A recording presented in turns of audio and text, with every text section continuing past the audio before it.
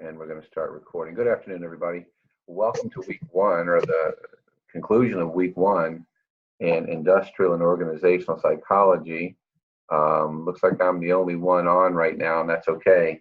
I realize everyone is busy trying to find a time that would kind of make sense, and where most of the students or many of the students would be available is not easy as I try and look at my schedule and when I can be available.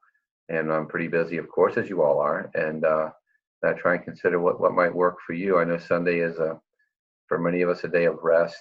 I understand. Um, but we gave this a shot for 1:30 today on Sunday. We're going to keep it like that because, in all honesty, been doing this at Central Christian now for 2 years, a little over 2 years, and it's always a challenge. So hopefully you'll be able to work it out so that you can join in the future. And if you can't, I understand. Of course, these are all recorded. You'll get a chance to go in and view the recording for any information that is important, as well as get a little extra credit. You get 2 bonus points if you are present during the presentation, the Zoom, what I call the Zoom room, or if you're present, or if you watch the recording, you'll get, and of course you'll let me know. I usually give some little Bible verse or some indication of how you can sort of know that you left your footprint here, and you'll let me know via the message tab, and I'll of course award your points. Happy to do that. So as we get started here, I won't stay long. It's not my intention to have you watch me speak for an hour. That I wouldn't do that. But I do want to hit on a couple of things. First of all, I'm grateful to be your instructor and facilitator for this course. I have a passion about psychology, and especially industrial and organizational psychology. This is what my PhD is in. I completed a terminal degree. Actually, it's organizational psychology, just a little bit different the way that my university, where I went to, framed it at the time, but it's essentially the same thing. So I really do have a passion for it. It really, because as much as I love psychology, and I'm pointing this out not because I think you necessarily care about what I care about or want to know, that much, but so that you can understand a little bit more about what organizational or industrial organizational, or what I call IO psychology. You'll see me refer to this course or this discipline in any of those ways: I/O psychology, industrial and organizational psychology, or sometimes just organizational psychology. So anyway, why I like this so much is because I'm really passionate about psychology. Now, psychology has a great big umbrella. Many things come under the umbrella of psychology. There is clinical psychology, and there's counseling psychology, and there's family psychology, and there's sports psychology, and there's social psychology and personality psychology. And what we have before us here is industrial and organizational psychology. So the long arm of psychology, I'm passionate about pretty much everything that's there. I also like counseling psychology and social psychology and personality psychology as well as, I think I mentioned counseling psychology. Anyway, so I love that. And I also love business. I also love to see how organizations run, and how I like to look at how very efficient and effective organizations run compared to those who are not as efficient. There are some very sometimes simple things that we can do to make an organization run more efficiently. And this analysis, if you will, or this consideration, a lot of times comes from the field of organizational psychology. And certainly even some of the other fields that lend themselves, whether it's leadership or management, they draw from, or perhaps psychology draws from them as well, but I say they draw from psychology, some of the principles of psychology that can help these organizations run more efficiently. I like social psychology, which is very much like industrial and organizational psychology. Social psychology has more of a basic application. You can apply it to many different things, and it's more sort of basic research, but it can be applied. What we learn in social psychology can be applied to many settings, including schools, and other organizations as well. IBM or Ford Motor Company or Aetna Insurance. All of the big companies will use organizational psychologists on some level, whether they have them on staff or whether they have them come in and consult. So it's an interesting field. I've had a wonderful time with it for the last couple of decades or more. And if I only had more time, I would do more with it. It goes very important, I think, that we can mention this here. A lot of the consulting and workshops that I have done are with various organizations, including churches. So it isn't like I have to go out into the secular world to apply what I've learned. Central Christian College has its values. We have the Fit 4, now it's Fit 5, which I definitely love and adhere to. And we hold Christian values. Now, every student that comes to Central Christian College doesn't have to be Christian. And of the Christians there's different pace, of course, but Dean Coker has pointed out that we're not here to beat anybody on the head and make them force them to become a Christian, because that goes against Christianity itself. But the principles that we have here definitely apply. And I could spend my entire life working in churches and helping them become more efficient, more effective. And how do we do this? Well, we're going to learn about that over the next 6 weeks. But some of the things that I really like, we look at job analysis, even for, you can do it for your church, whether it's the bookkeeper or the secretary, depending on how big your church is. What are the responsibilities? Is it? And what I'm getting at is, once we've sort of established the responsibilities of a certain position, we have to look, can one person do this? Can one person do all of these things effectively? Or does that person need an assistant? Or should this be a two-person job? Or should we perhaps split the responsibilities into two different departments? All those things come under a job analysis, and what can be a little bit simpler way to do it, compared to what we've talked about a little bit in the course and looked at here in our slides and things such as that. Let me see if I can get it. Okay. So one of the important things about a job analysis is to write a good job description, so that if everyone gets along nice and everyone's there for the organization, that helps. But invariably, there will be, at some point through growth or whatever, there'll be someone who comes and says, that's not my job, or why is that not somebody else's responsibility?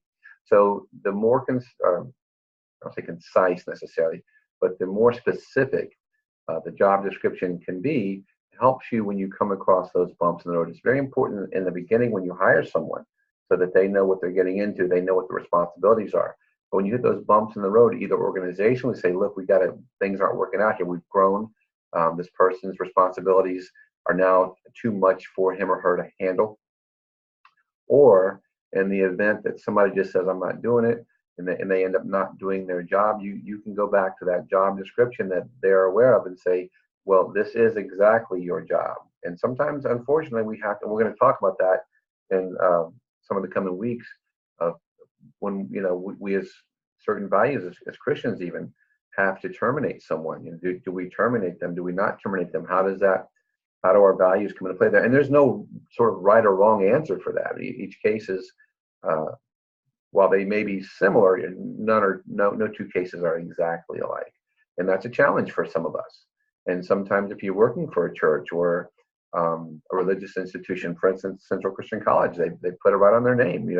These are our values, what we stand for. So if they have ever had, I don't know, as an adjunct, I'm remote, I'm here in South Florida, but it could be Palm Beach Atlantic University, which is a Christian university. It could be Liberty University, or St. John's Elementary School, part of the archdiocese of the Catholic Archdiocese, if you will. Anyway, so if someone says, "Oh, you can't fire me," that I have a family, and you can't fire me. That goes against your values. You say you call yourself a Christian. Well, that can get to be a little sticky, and I'm not going to go into it too much here because we will look at that in depth in the coming weeks. So yeah, the other thing with the job description, you have to make sure it's compliant with legal guidelines. Some things people can earn overtime for, depending on the state's laws, and some things people can't earn overtime wages and things such as that. So it goes into some of the things, the job title, brief summary, those kind of things. Let me back up a second here. The work activities and the tool and equipment used, those are much more important. The work performance is also talked about in the job description in terms of what the expectations are in terms of how many clients you'll see in a day, or who you report to, or who reports to you, those kinds of things. Yeah, this is kind of a little funny slide here that I like. A writer is a sentence engineer, a waiter is a customer chef intermediary, interesting things like that, and just different ways to look at jobs. All right. All right, so I'm not going to go much more into the slide presentation. I think that we cover that in the slide presentation, as well as the reading in the textbook and the activities and application exercises that we do. But in the interest of time, I just wanted to talk about sort of what IO psychology is, because many people, as if you watch the video, and I'm sure you have by now, people say, what is industrial and organizational psychology? Admittedly, I didn't really know when I was young and starting out my college career, but little did I know that it was going to be my passion. I mean, I didn't know that's what my passion was already there in me, or one of my passions, I should say.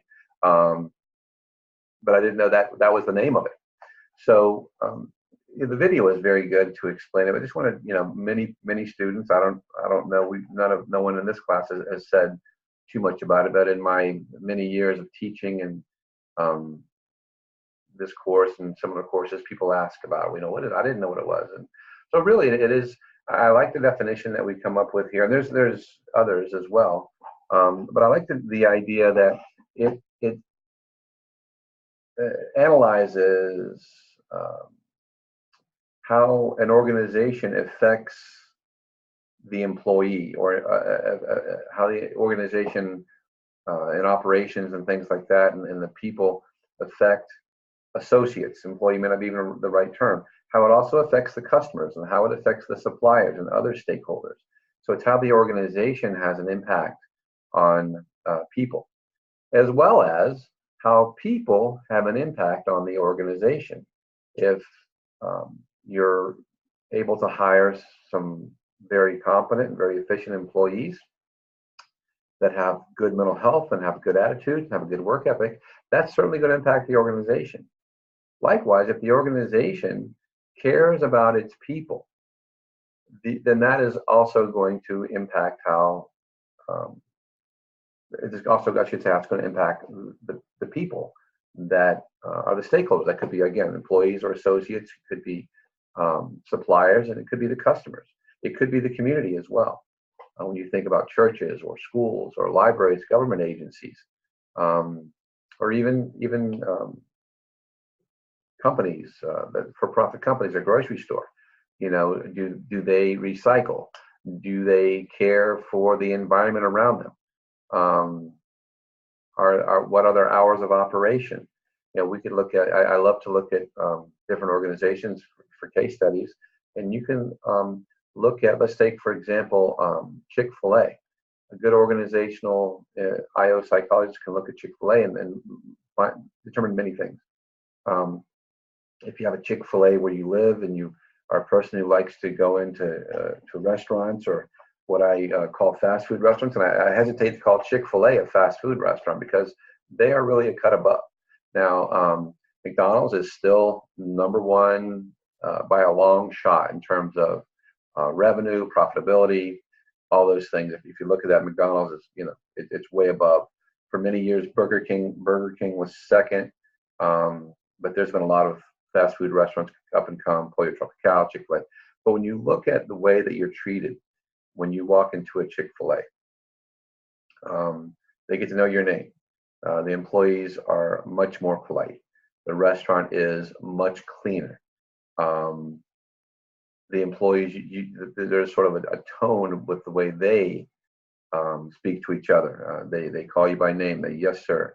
When you say, can I have something? It's always my pleasure, not no problem. My pleasure is a much more respectful way and efficient way to answer someone. Um, Even the hiring process, I know I'm friendly with um, an owner of one of the Chick-fil-A's down here in South Florida, and I talked to him about this. He goes, yeah, when he hires people, he doesn't want what the people in the industry call fast food gypsies. They go from McDonald's to Taco Bell to Burger King to Pollo Tropical to whatever else comes down the road. They're looking for people who are dedicated. They also take good care of the place around them. They keep their place clean. Naturally they're closed on Sunday, I'm sure you know, which also gives their employees a day off and lets them be rejuvenated, and lets the restaurant itself get clean. So that does, and so there's other little subtle sort of intangible ways that impacts the community around them. That we're not just hiring fast food gypsies or people called wage slaves. I think the wages for Chick-fil-A are a little bit higher because they expect more. I think that they encourage their young employees to stay in school, go to college. They have scholarships, those kind of things as well. So that's something that you with a little bit of knowledge in organizational psychology can go in and maybe help out your employer. Say, listen, let's take a look at some things here and see how we can make things better. Or maybe as a consultant down the road when that time comes for you. So anyway, because it does matter, how you treat people does matter. So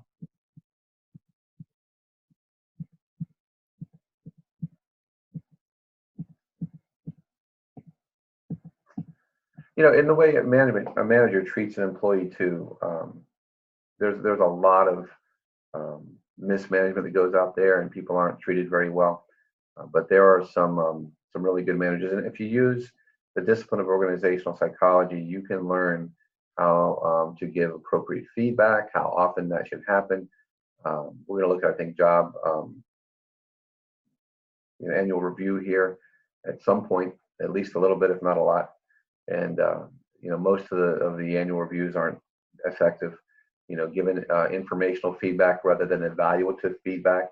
There's research that shows how that can improve an employee's performance, attendance, and the company's bottom line. So there are a lot of things to cover here. I won't keep you much longer, but I did want to just touch base. I look forward to grading your papers and seeing some more of your comments as we go forward in the week. A couple things. If you do want to contact me, please contact me first through the message tab. It's just the most efficient way. I check it at least once a day, sometimes several times a day. If you email me, there's a good chance, because I get so many emails, I'm sure you do too. And with your email address, I won't necessarily recognize it's a student. And it just kind of gets buried at the bottom. I don't even see it. So I've had that happen years ago when technology's really started kicking in. But if you message me in the message tab, I know exactly what course you're in. I know who you are. You don't have to be as detailed in your question, because I'll know a lot closer to what you're talking about. Of course, you have my cell phone number to call me or text me, which you're of course entitled to do. The only thing is that I can't typically talk a lot. Like my cell phone rings now, I can't pick up my cell phone. I'm with you.